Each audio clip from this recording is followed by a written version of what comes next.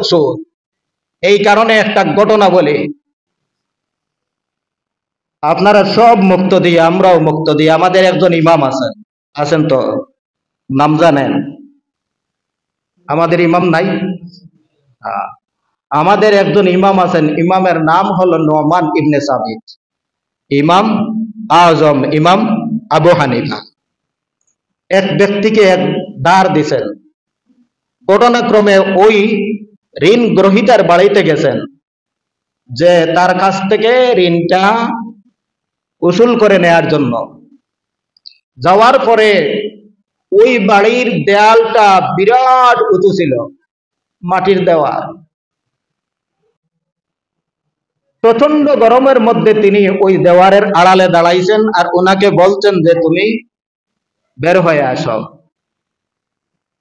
হঠাৎ করে মনে আসলো যে আমি যে ওনার দেয়ালের ছায়ায় আছি, এটাও তো একটা লাভ এবং মুনাফা, এটাও একটা শান্তি, এটাও একটা স্বস্তি। যদি এর মাধ্যমে কোনো সুদে পরিণত হয়ে যায়, সাথে সাথে তিনি ওই ছায়া থেকে সরে দাঁড়ালেন।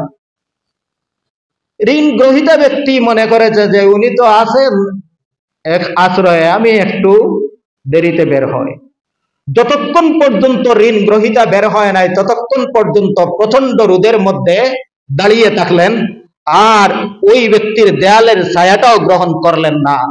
যদিও জায়েজ, যদিও কোনো ধরনের সুদের সম্ভাবনা নাই, তবুও সুদের সায়বা এবং তাকওয়ার বিপরীত হওয়ার কারণে ইমাম আবু হানিফা রহমতুল্লাহ আলাইহি ঋণ গ্রহীতার দেয়ালের ছায়াও গ্রহণ করেন না।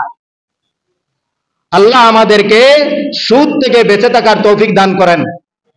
জোরে বলেন আমিন, আরো জোরে বলেন।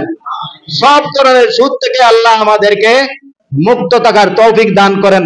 আমাদের দেশ ও জাতিকে সুদ মুক্ত দেশ গড়ার তৌফিক দান করেন। আমিন। ওয়া আখিরু দাওয়ানা আলহামদুলিল্লাহি রাব্বিল আলামিন।